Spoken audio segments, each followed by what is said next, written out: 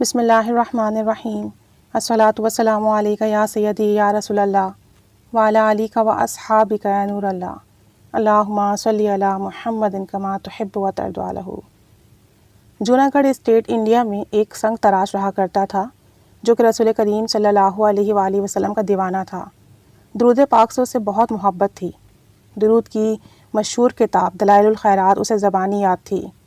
اس کا معمول تھا جب بھی کوئی پتھر تراشتا تو اس کا ایک باب ضرور پڑھتا۔ ایک بار حج کے بہار کا موسم آیا، قافلے مدینے کی طرف رواں دواں تھے تو اس کی قسمت کا ستارہ چمک اٹھا۔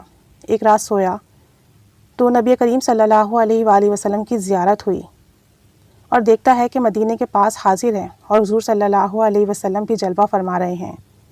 سبز گنبد کے انوار سے فضا منور ہو رہی ہے اور مینار سے بھی نور برس رہا ہے، مگر مینار کا ایک کونا، ایک کنارہ شکستہ تھا۔ اتنے میں حضور صلی اللہ علیہ وآلہ وسلم نے فرمایا اور الفاظ یوں ترتیب پائے: دیوانے وہ دیکھو، ہمارے مینار کا ایک کونا شکستہ ہے، ٹوٹ گیا ہے، تم ہمارے مدینے میں آؤ اور اس کو سنوار دو، اس کو سرنو بنا دو۔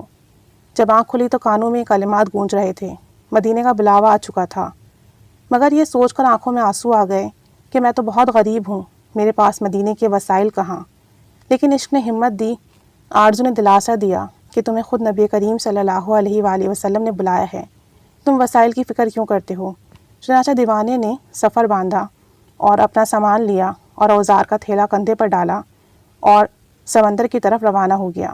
بندرگاہ کی طرف روانہ ہوا تو جہاز تیار کھڑا تھا، مسافر تمام کے تمام آ چکے تھے، مگر عجب تماشا تھا کہ کپتان کی کوشش کے باوجود بھی جہاز چلنے کا نام نہ لیتا تھا۔ اتنے میں جہاز میں سے کسی کی نظر دور سے جھومتے ہوئے آتے ہوئے دیوانے پر پڑی۔ لوگ سمجھے کہ شاید ایک مسافر رہ گیا ہے۔ چونکہ جہاز گہرے پانی میں کھڑا تھا، دیوانے کو لینے کے لیے کشتی بھیجی گئی۔ دیوانہ اس کشتی کے ذریعے جہاز میں سوار ہو گیا۔ اس کا سوار ہوتے ہی جہاز جھومتا ہوا مدینے چل پڑا۔ نہ اسے کسی نے ٹکٹ مانگا، نہ اس کے پاس تھا۔ بالآخر وہ مدینہ شریف پہنچ گیا۔ اب دیوانہ جھومتا ہوا روضہ پاک کی طرف چلا جا رہا تھا۔ کچھ خدام حرم کی نظر دیوانے پر پڑی تو پکار اٹھے: ارے تو وہی ہے جس کا حلیہ ہمیں خواب میں دکھایا گیا تھا۔ دیوانے نے اشکبار آنکھوں سے سنہری جالیوں پر حاضری دی، پھر باہر آ کر خواب میں جو جگہ دکھائی گئی تھی اس کو دیکھا تو وہاں واقعی ایک کنارہ شکستہ تھا۔ اپنی کمر پر رسی بندھوا کر خدام کی مدد سے دیوانہ گھٹنوں کے بل اوپر چڑھا اور حسب الارشاد جو شکستہ سائٹ تھی اس کو سرنو بنایا۔ جب دیوانے کی بیتاب روح نے سبز گنبد کا قرب پایا تو بے قراری اور اضطراب بے حد بڑھ گیا اور اس کی روح واپس لوٹنے کو تیار نہ تھی۔ اس کی روح نے واپس لوٹنے سے انکار کر دیا۔ جب دیوانے کا وجود نیچے لایا گیا تو دیکھنے والوں کے کلیجے پھٹ گئے، کیونکہ دیوانے کی روح اس کے جسم سے الگ ہو چکی تھی اور وہ سبز گنبد کی رانائیوں پر نثار ہو چکی تھی، اور وہ شخص جو کہ مدینہ شریف اور نبی کریم صلی اللہ علیہ وآلہ وسلم کا دیوانہ تھا، دم توڑ چکا تھا۔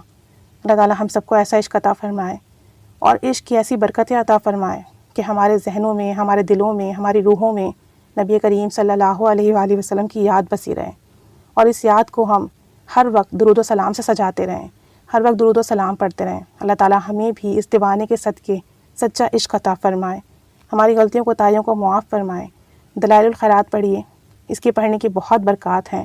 روزانہ ایک باب پڑھ لیا کریں، اللہ تعالیٰ اس کی برکت سے دونوں جہاں کی برکتیں عطا فرمائے گا اور تمام معاملات میں آسانی فرمائے گا۔ آمین بجاہ النبی الآمین صلی اللہ علی محمد صلی اللہ علیہ وآلہ وسلم۔